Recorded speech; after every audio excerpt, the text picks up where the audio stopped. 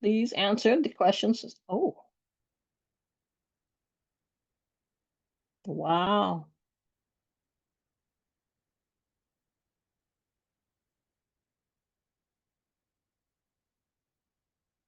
Okay, we have, I am wondering if working will mean lower Social Security benefits, around 52%.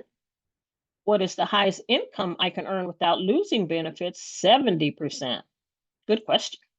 Can I work just enough to get health benefits from an employer? 39%. What other considerations do I need to be aware of? 76%. Well, we're going to get a lot of those answers today. Thanks everyone for participating in today's polls. We are so glad that today's speaker is here to answer all of these questions. Okay, my poll came back up. Okay. We're delighted to have Jammie Lyell back on Piggy Bank Essentials, our special Social Security expert. Jammie Happy to be Lyell here. is a Jammie Lyell is a strategic program leader and Social Security policy expert, currently serving as program manager at AARP. In this role, Jammie drives enterprise initiatives that strengthen financial security for millions of Americans, leveraging deep expertise in policy analysis, process improvement, and stakeholder engagement. Previously, Previously a technical expert at the Social Security Administration, Jammie brings a strong foundation in federal policy and complex case management to his work. He is the lead editor of the best-selling Social Security for Dummies, 5th edition, and author of the forthcoming 100 Questions and Answers on Social Security 2026, making complex topics accessible to diverse audiences. Jammie holds a master's in industrial organizational psychology and is currently pursuing a PhD in public policy administration at Walden University. You go, Jammie. Combining academic research with practical leadership to advance AARP's mission of empowering people 50 and older. Welcome, Jammie. We are going to have a lot of questions for you today, I'm sure. I'm sure. I'm happy to be here. Hello, everyone. Give me a moment as I share my screen with everyone. Okay, and I feel my screen should be up. So welcome, everyone. Thank you for joining us here for this special virtual event to discuss Social Security and work. I'm honored to be here and welcome you on behalf of AARP California. Um, And I want to just go into how AARP first is fighting for you, advocating for you. A little quick video before we get started. And Hello, I'm Jammie Lyell with AARP, and I just want to take a moment and share how AARP is fighting for you every single day. From the State House to Capitol Hill, we're on the front lines protecting Social Security and Medicare. We're pushing back against proposals to cut benefits or raise the retirement age. And we're making sure lawmakers understand that Social Security isn't just a program, it's a lifeline. And when it comes to Medicare, we're working to lower prescription drug costs and make sure you have the affordable, high quality care that you deserve. These aren't handouts, they're promises you've earned with every paycheck. And AARP is here to make sure those promises are kept. And if you'd like to stay informed or get involved, visit aarp.org/getinvolved and sign up for our free advocacy newsletter. One voice might get lost in the noise, but when a million of us speak up, Congress listens. So raise your voice and join AARP in making sure we're heard. Thanks for being here today and for standing up for older adults and future generations. okay, and Jacqueline did such a great job introducing me, so I don't really need to go through any of these bullets. But what I will say is I do love educating on Social Security at AARP. Because it really does give me the chance to empower our members with the knowledge they need to navigate their benefits. Ultimately, ensuring fairness and understanding in Social Security is so crucial. And being part of AARP really allows me to make a positive impact on the lives of those who have contributed so much to our society. Now, I do make some sport references, so I'll start with one. Now, I like to imagine Social Security as your financial defense. So, just like LeBron blocking shots, It protects you from unexpected financial hits within retirement. Today's agenda, I plan to go over what is Social Security, briefly go over 4 early and delayed payments, Social Security and work, the main topic, how to apply, some resources, and a popular topic of the future of Social Security. So first, just the quick basics. Now, Social Security was created in 1935 in the aftermath of the 1929 stock market crash and the Great Depression. It is based on the concept of social insurance, which means that all workers contribute to the central trust fund managed by the government. Almost everyone contributes to Social Security Trust Fund. Social Security taxes are called FICA, F-I-C-A, and that stands for Federal Insurance Contributions Act. It is a tax paid by employees and employers that funds Social Security and Medicare.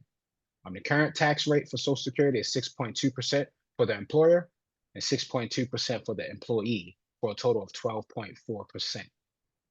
To be eligible to collect retirement payments, a worker must have worked at least 10 years or have earned 40 credits and paid Social Security taxes. Now, the Social Security Trust Fund is used to provide payments to individuals who are retired, disabled, or a survivor of a deceased worker. Social Security was always intended to be a safety net to provide some income. It was never intended to be the only source of income, but despite this, many recipients are using it for most or all of their income. Now, you can choose to receive your payment as early as age 62, but your monthly payment will be reduced by as much as 30%. This reduction is permanent. This includes any survivor payments your family may be eligible for. So it is important to consider how this decision will impact anyone who might collect on your record as well. Now, you can receive your full retirement amount at your normal or full retirement age, which is somewhere between 66 and 67. And I'll show a chart after this slide to give that visual picture for the visual learner similar to myself. And it is dependent on your birth year. You'll get 100% of your payment if you claim at full retirement age. But you also have an option to delay your payment beyond your full retirement age.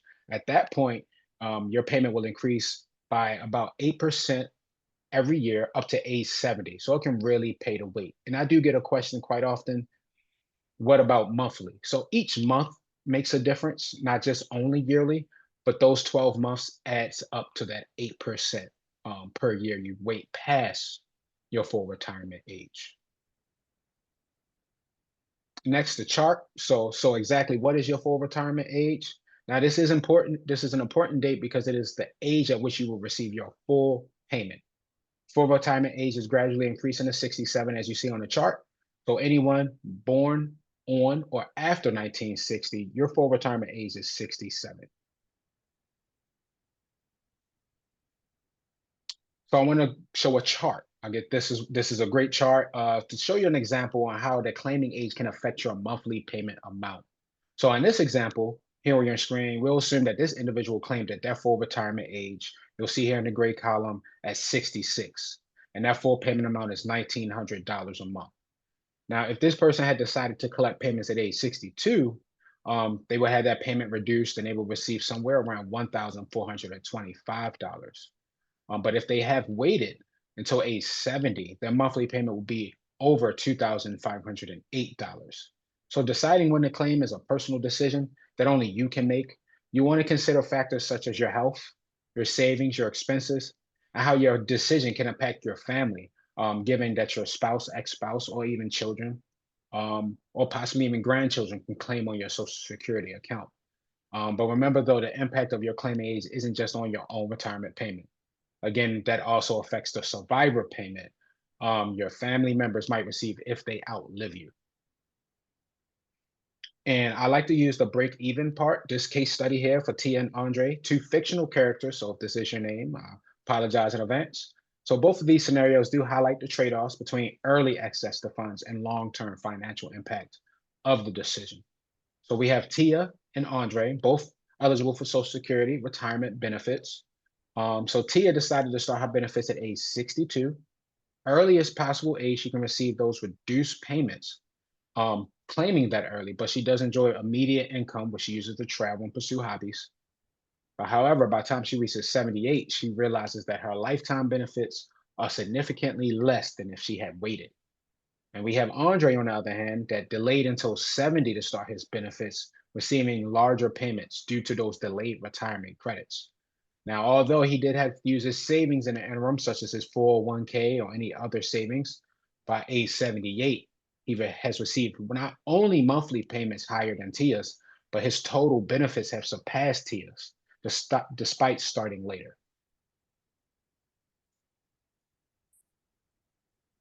Now, the exact amount of your monthly payment is based on what you've earned during your lifetime.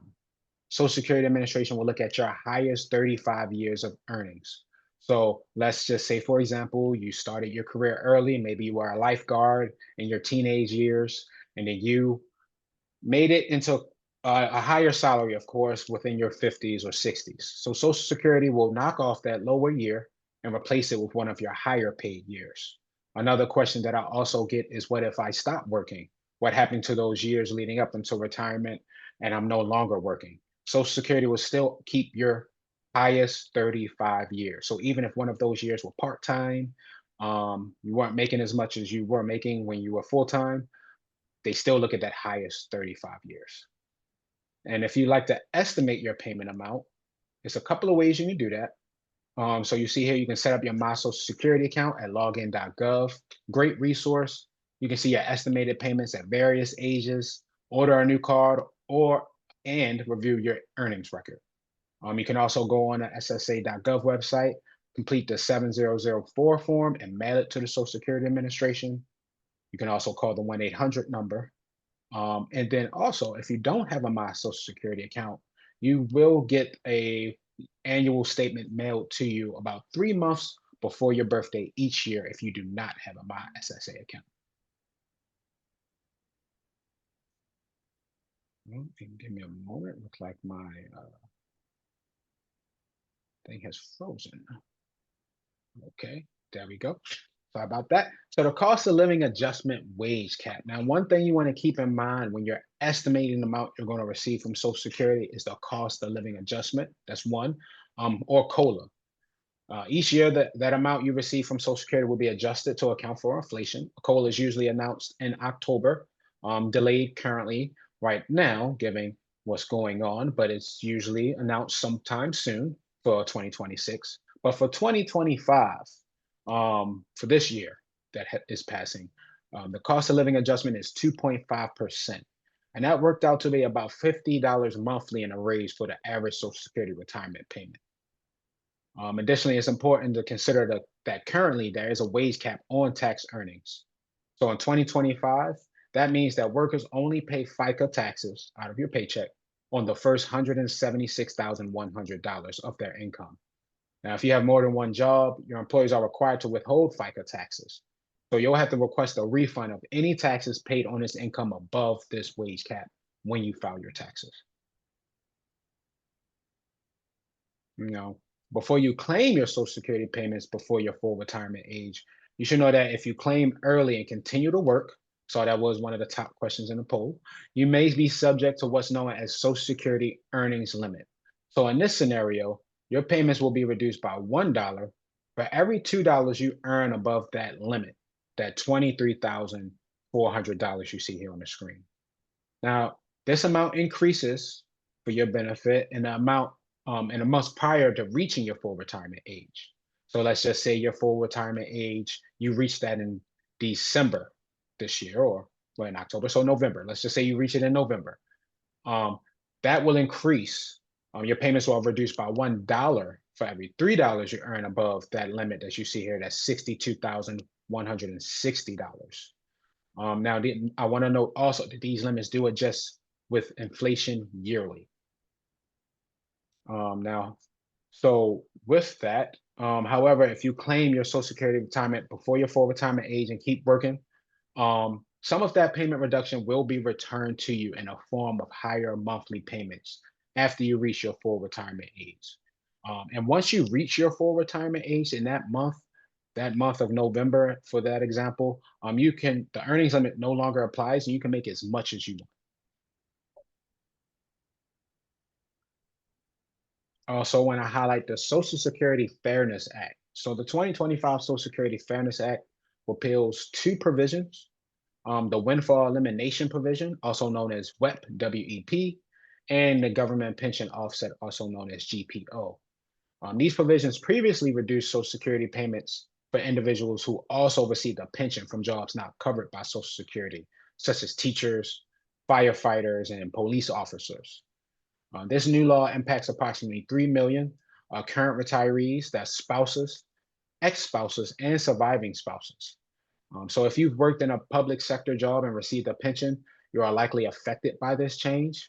Now, the law is retroactive to January 1st, 2024, and Social Security Administration has stated that they have completed processing benefit adjustments under the Fairness Act. I would just like to highlight that you want to ensure your mailing address and direct deposit information with the Social Security Administration is up to date. And if you haven't already, set up a MySSA account at login.gov.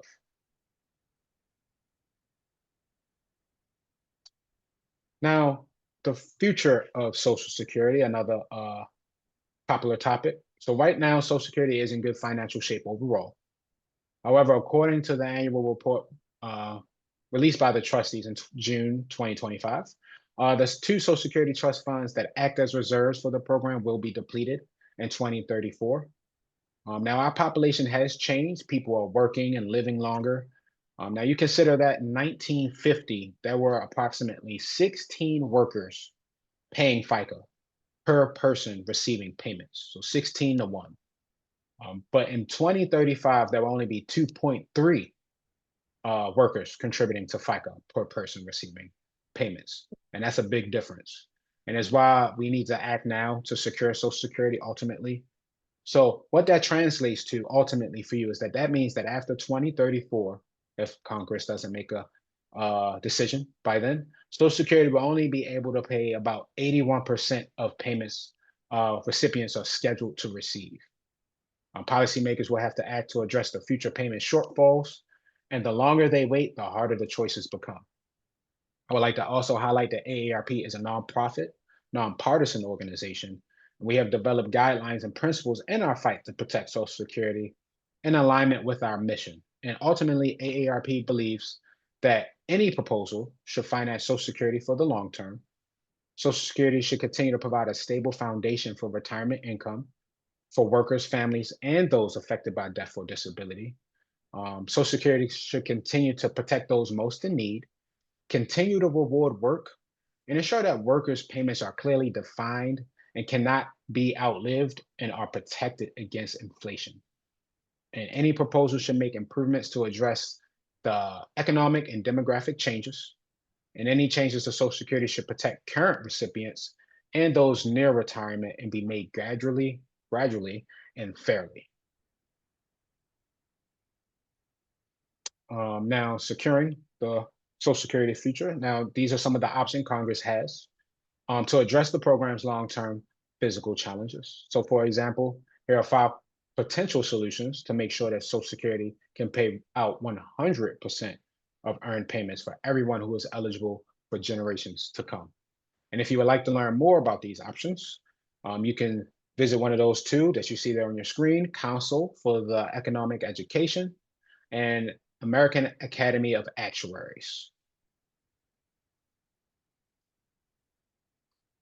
Now, I want to highlight some resources that are available to you through AARP. You have your questions answered tool. I'll show in the next slide what that looks like. You can find that at answers.aarp.org. So if I don't get to your question or you have follow-up questions after this program, you can go there and type in your question, and most likely you will get the answer, because if you have it, it's probably about a couple of hundreds of other individuals that have the same question. And if you can't find your question, there is an Ask an Expert button at the bottom. And what that does is that brings up a form that allows you to send an email to me or one of our other subject matter experts, and we will respond to you via email, and you'll actually be able to reply to that email and continue the conversation for follow-up questions. Also, you can estimate your payments. You have a Social Security calculator. And if you want to learn more about protecting Social Security, you can visit the website aarp.org/protect Social Security. Now, this is the tool that I wanted to just highlight for you, your questions answered, where you can either search for answers to your questions or ask a question of your own. And you'll usually, again, receive a personal answer via email within a few business days. Mm. Given how much questions we possibly get, it might be 4 instead of 3. But yes. Now I want to think. I know you might have a lot of questions. I'm here to answer any that you might have. So I want to thank everyone for listening, and I want to open up any questions you have regarding Social Security specifically. Okay. Thank you, Jamie. We really, it's a lot of information, a lot of good information that we all need. Joy, let's go over to the chat and see what Joyce has. Joyce, what questions you have for Jamie?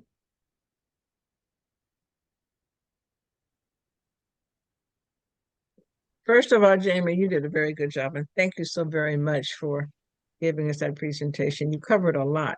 But I do have one question. It's a little long question, but I want to make sure you understand it.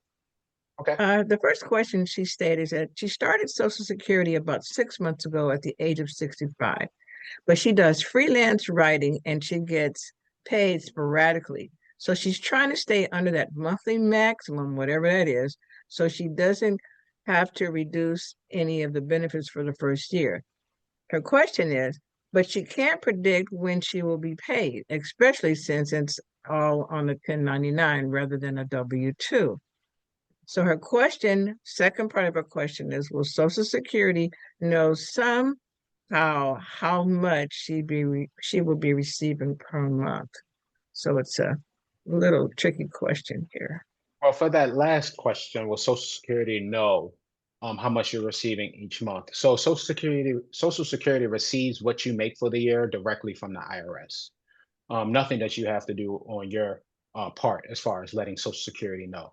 So if you are paying taxes on that, then Social Security will receive that information directly from IRS.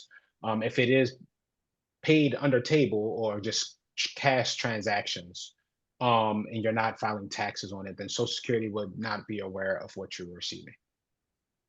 Okay, thank you. Hopefully that answered her question. Second question is, let's say I claim Social Security for full retirement at the age of 67, and then decide to pick up some part-time work. So her question at the age of 69. So we're talking about from 67 to 69. She says, can I work without worrying about any deductions? Okay, I guess great. within her new job. Right. So what I will say with that one is you're at your full retirement age, so that's great. Congratulations. I will hope to be there one day soon. But once you reach your full retirement age, you can make as much as you want without any reductions, as far as that on your earnings, if you will. But there are taxes that you still want to keep in mind when you come to how much you make. So keep that in mind. I know that the OBBA changed some taxes for individuals. And just to highlight that, I'm not a tax professional, but the tax release for older adults, those 65 plus, it's a 6,000 bonus deduction for taxpayers. So that reduces the taxable income, potentially lowering or eliminating federal taxes that you would receive from your Social Security benefits. But it is only available through 2028. If anybody had this question, figured I'll answer it now. It does phase out for individuals with MAGI and AGI over 75,000, and couples who make over 150,000, it phases out. And ultimately, it does not eliminate taxes on your Social Security benefits for all. Just want to highlight that, and I hope that answers your question. Okay, thank you. I'm not for sure how you can answer this question, but this person says she's only worked 4 months out of the year. So, but her statement is, so the total must be less than 23,400. I guess that's the magic number. How would you answer that question, please? Yeah, so yeah, we covered that previously, kind of early in the presentation, but I'll go over it again. So what that is that if you're below your full retirement age for 2025, it's an earnings limit, and that is 23,400. So every dollar that you earn over 23,400, they will deduct two for every dollar, $1 is deducted for every $2 you earn above that limit. So that is possibly the number that she's referring to. Now, if anyone has this question as well, let's say you reach your full retirement age in April of next year, the numbers will be different, but just for the sake of this situation, you reach your full retirement age next year. If the number was the same, then what would happen was you would be paying $1. Well, $1 is deducted for every $3 you earn above that limit. And that limit changes to $62,160. But once you reach your full retirement age in April, similar to the question we received kind of in the beginning, you can work as much as you want with no longer worrying about the earnings limit. Okay. Good. That's a good statement. Thank you for answering that one. Yeah, no problem. Another question is, she's saying that I'm not working, but I am receiving Social Security. She says, I'm not working, but receiving 55, which is 62. So how much can I earn without being penalized? So she's working and she's going to start at 62. How much can she? Okay, well, you kind of answered that.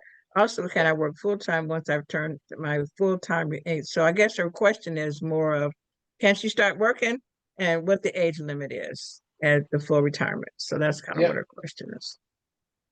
Yeah, and I'll just echo that again, same, similar, but just phrased a little different than the previous question. So you can't earn over 23,400 for this year. I want to highlight that that does change each year, that amount. But for 2025, you can't work over, you can't make over 23,400. And again, it changes once you reach the year that you reach your full retirement age. It goes up to 62,160. But once you reach your full retirement age, that month, once that month hits, you don't have to worry about the earnings limit anymore. And if you're looking to go full time, then that would be possibly a good option for you. But keep in mind, that's the 23,400.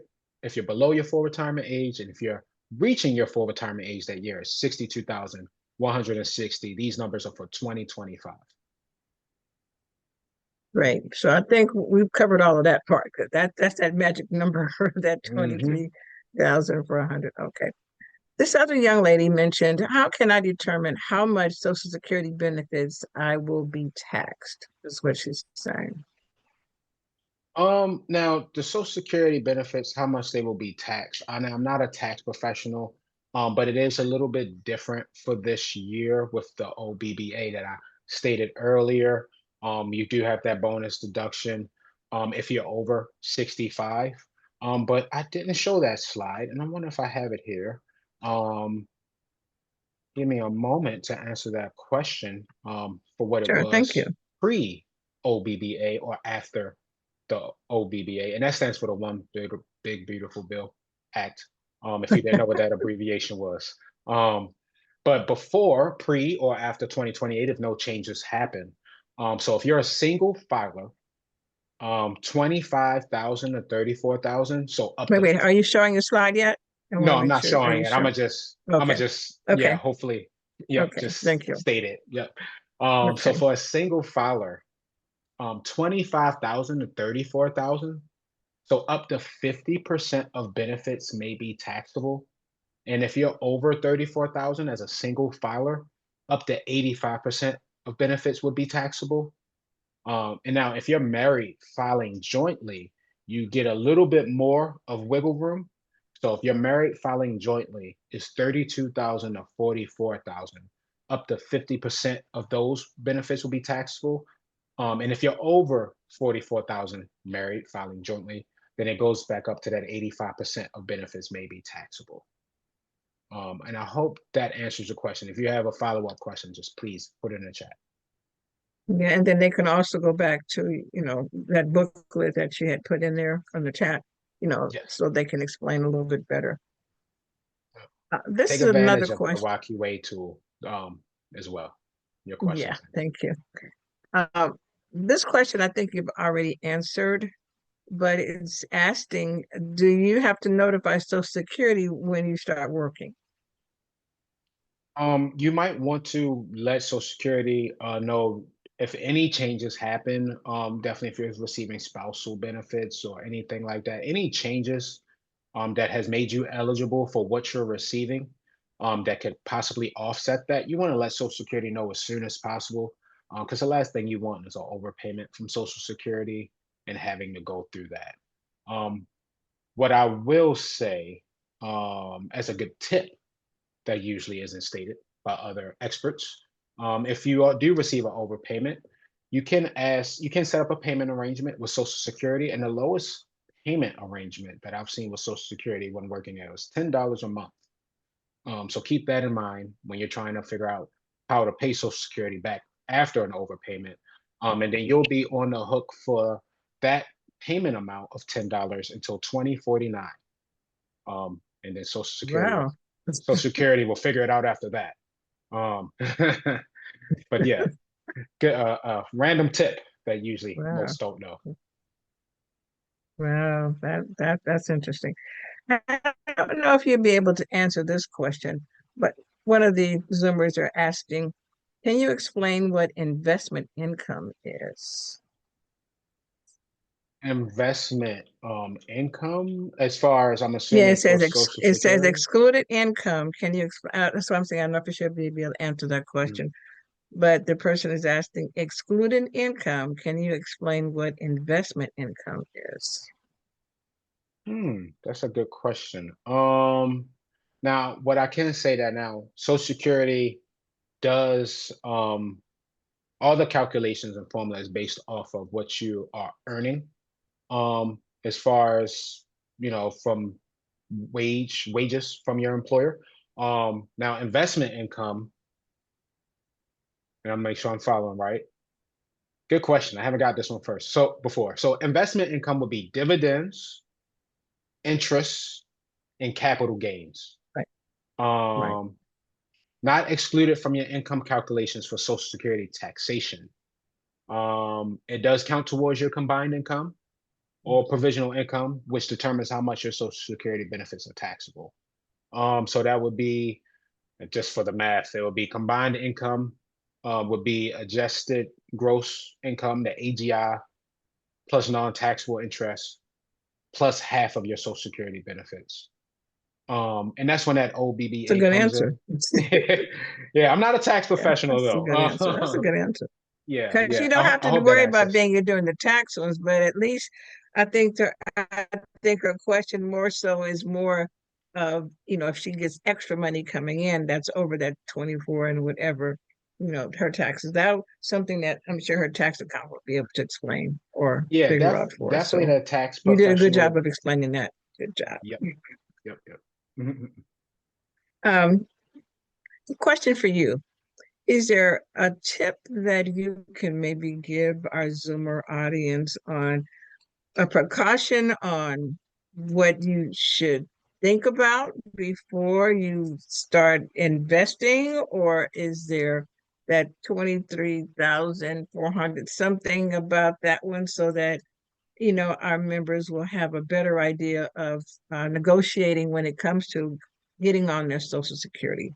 Any kind of extra tips on that one? Because I think everybody is concerned more about this 23,400 than anything else. So, is there any tips that you can kind of give them or guide them? So what I can say as a tip is that as far as the highlight, because this is I would assume be definitely important, what counts as earned income for Social Security? Um, Earned income for the retirement earnings test, that earnings limit. So it'll be wages from your employment, net earnings from self-employment, bonuses, commissions, vacation pay because you're still getting paid to go on vacation, hopefully, and work related to awards. All those type of incomes are ways that can reduce your Social Security benefit if you're under your full retirement age and earn above that annual limit. Now, what does not count as earned income, definitely still just as important, what doesn't count, is your investment income. So again, those dividends, interest, and capital gains, your rental income, what you receive from a pension or annuity, your IRA or 401k distributions, unemployment benefits, but sometimes what you receive from Social Security might mess with what you receive from unemployment. So keep that in mind, and that is state specific. Veteran benefits, can't forget our veterans, and other government or military retirement benefits. Those are not counted as earned income.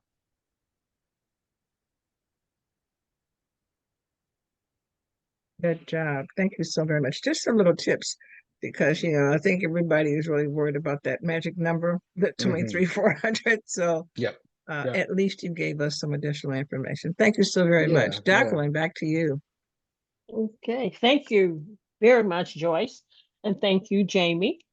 We really appreciated all the information. And when are those checks coming from the Social Security? Yeah, they should still come on time. Depending on which Wednesday, depending on when you were born, you receive it on the first, second, or third Wednesday of the month. They're still going in. I remember when I was at Social Security before the great AARP, if you will, and we experienced this same situation with the shutdown in 2016, I believe. We still came into work every day. We still processed claims. Checks still went out. So you can expect those checks to still come as they are planned to come. Good. I'm glad to hear that. Thank you so much.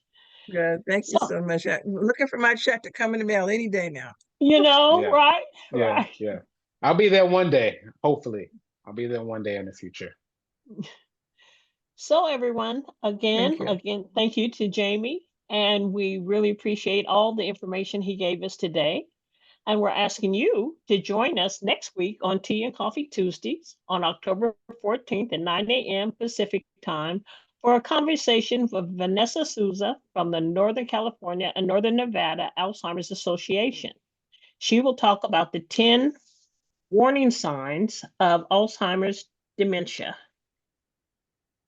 Sorry, y'all. I'm sorry. She will talk about the 10 warning signs of Alzheimer's dementia and the resources available through the Alzheimer's Association. And in November, we will have Tina Skurla from Dignity Memorial talk about pre-planning for your final arrangements and how you can save time, money, and stress by planning ahead. Again, thank you so much to Jammie Lyell for today's excellent discussion. And then thank you to our Piggy Bank Essential volunteers, Haresh, Joyce, Vince, and Sarita. Joyce did a wonderful job with those questions. And as well as our AARP staff, and of course, each and every one of you, thank you so much for joining us. We hope you've learned a lot today. And can you